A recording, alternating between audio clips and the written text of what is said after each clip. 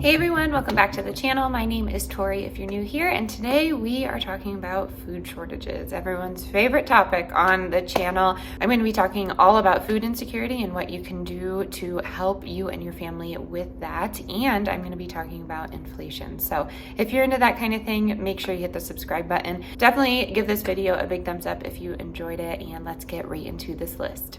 Alrighty, so food shortages, they are very real. They're happening in my area. I've been talking about them for years. I have constant comments saying that I am a fearmonger. I promise you, when it comes to my channel and myself, I am not trying to scare anybody. I am just here to help you be prepared on a budget. Why not be prepared before that food shortage comes? Why not be prepared before that inflated price comes? And most importantly, why not be prepared in case of any emergency? I say it all the time on the channel. It is so important to be prepared. A lot of people think it takes a lot of money, it takes a lot of your time, but truly it does not. If you follow some of my videos, I've been doing it for a short amount of time. I was raised to be prepared, but I promise I am learning just as much as you are when it comes to talking to each and every one of you in my comments below. So make sure you comment anything that you feel is on your mind in the comment box down below, as long as it's positive and we can have a constructive conversation. We are all there to help each other. That is what my channel is all about.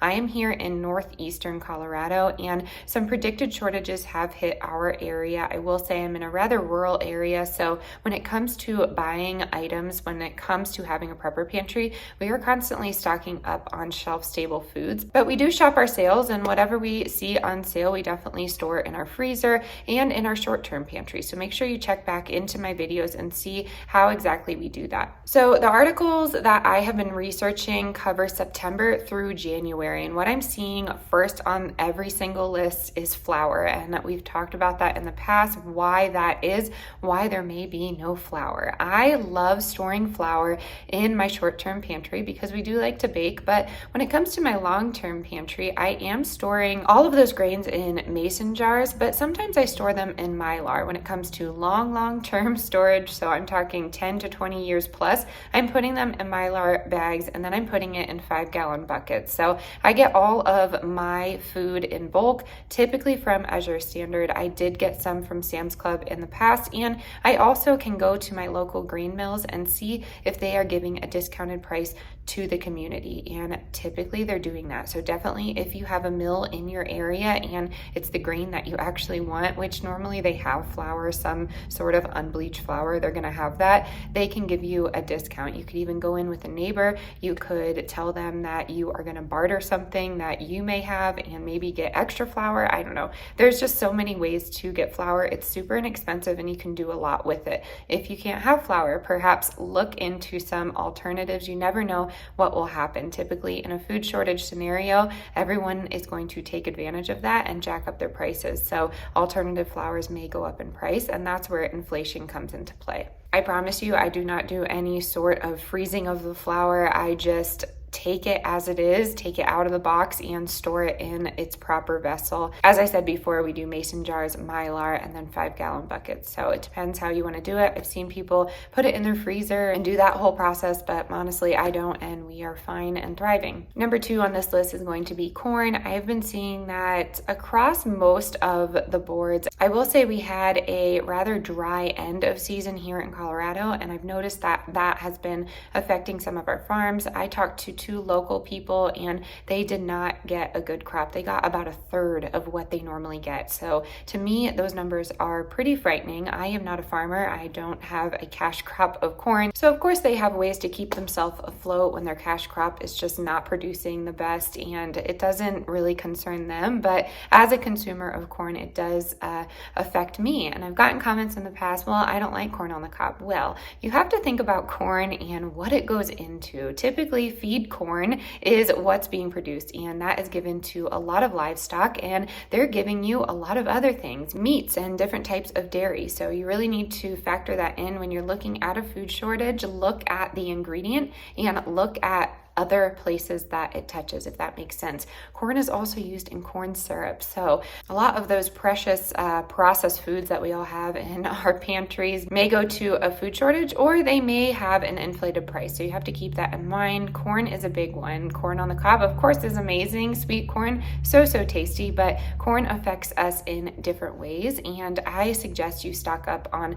some of those foods and some of those items, meat, dairy, that you typically buy, because they could be an inflated price here coming soon. And when it comes to meat, that was across the board. Red meat, beef, that is all over the place on these lists. And I'm assuming it is because of feed costs. And it's just hard in general to keep cattle nowadays, especially with these dry seasons. I know a lot of states have been going through some really interesting weather changes, and that could be related to a number of things, but that's also causing some issues with different livestock we have and the production of that meat and dairy. So if you're able to stock up on meat, maybe put it in your freezer, figure out a way to process them, can them, make them shelf stable, and then go from there. Dairy is a little trickier. If you have a freeze dryer, there's a lot that you can do with dairy in a freeze dryer, but typically I am freezing a lot of my dairy, and I didn't know you could do that for the longest time. So whenever I find butter on sale, which actually right now Kroger has a sale on butter, I'm putting it in my freezer and then I use it at a later date. You can also do that with cheese. You could also do that with milk if you wanted to. I transfer mine to some mason jars. That's whenever I'm finding organic milk on sale,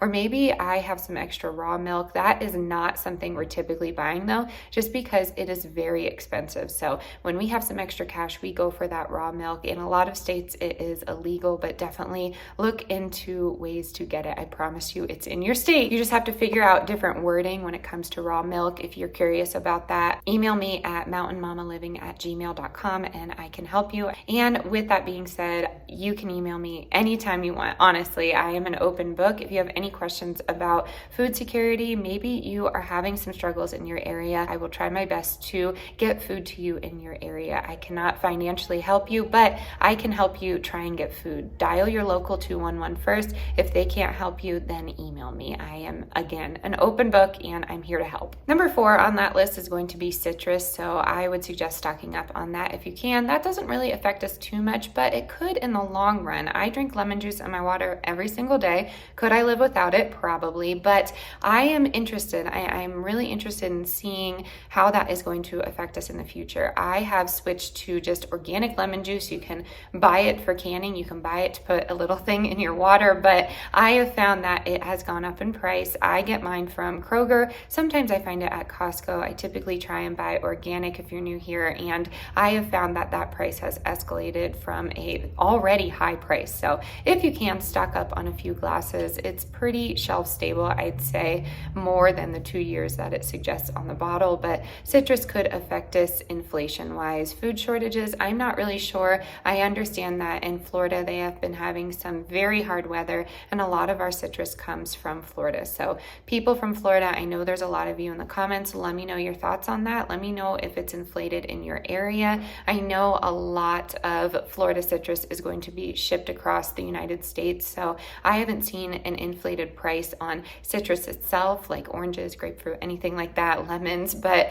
when it comes to bottled, I guess like processed citrus, that's where I'm seeing an increase in price. Typically I was buying it for $4.99 for the 16 ounces, and it has jumped to $8.99, $9.99. So that's something to think about. Again, I know a lot of these ingredients may not affect you, but if you are a canner, if you like to preserve your garden harvest with water bath canning or pressure canning, whatever way you want to do it, there is a use for lemon juice. So that is just something that I have been thinking about. And then I did want to mention, I haven't seen it on the food shortage list, but when it comes to acidity, I always like to give this reminder. I've only done it in like 2 videos, and I apologize, but vinegar is losing its acidity levels, and it's gone down to a 4%, which is not safe for canning. So definitely look, when you're buying that vinegar, look for 5% and above. Typically that is what I'm finding, but I have heard people all around the country country are finding it at 4% and below. So check into that. And then on that subject, bring it up in every video,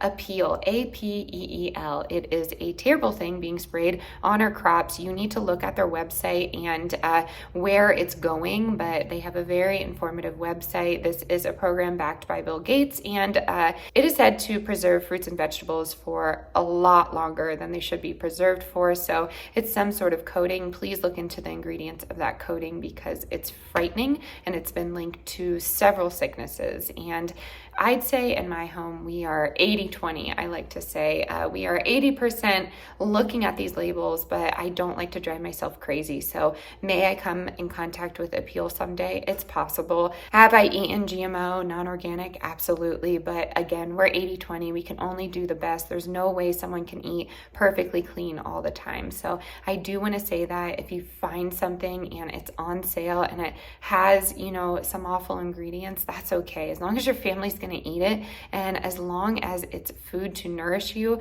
that's what's important in my mind. All right, and then number 5 on the list, I'm going to put it on here. It's not on any food shortage list, but I feel like it's important, and it's water. You need water to survive. We need water for a plethora of things in our life, and unfortunately, our water is being messed with. It has been being messed with for the past, I don't know, couple of years, even longer than that, honestly. It's just bad. You really need to look into your water, try and find some way to purify it, especially in the event of a natural disaster, perhaps a train derailment that pours chemicals into your water source, for instance. It's important. It's very important to have water, and I need to put it on the list. I'm surprised it's not on a food shortage list, to be honest with you. And I know it's something that I definitely can stock up more on. I suggest getting a huge tote in your backyard and going from there. That way you can use it for other things other than drinking. But I find that water is not said enough, and I needed to put it on there for this list today. All right, my friends, that is going to do it for today's video. I hope you enjoyed this food shortage list, and I don't mean to say it with a smile on my face, but I am trying to be positive. Let's all prepare together on a budget. Give me your tips and tricks in the comments down below. I know we all have just some little tricks up our sleeves to be prepared for any emergency. Food shortages are a scary word, and I promise you from the bottom of my heart, if you know me in my videos, I'm not trying to scare you. I'm trying to get you prepared. I do genuinely care about most of you, and I feel like a lot of us are not prepared in the event of an emergency. And I will say I can do some preparedness of my own for my family, but it's going to be individual to the family. So I always say figure out what your family likes, stock up on those things first, and then go from there. Look at your water, look at your ways to make food, look at your ways to produce food, perhaps grow a garden, and then look to other items like self-defense, ways to leave the home in the event of an emergency and survive off of whatever you have packed in that bag. There are so many videos on my channel to get you prepared for emergencies, and I think we all have a lot to offer. So again, any tips and tricks are greatly appreciated in the comments down below. As always, stay adventurous, stay creative. I'm going to catch you on the next one. Bye, everyone.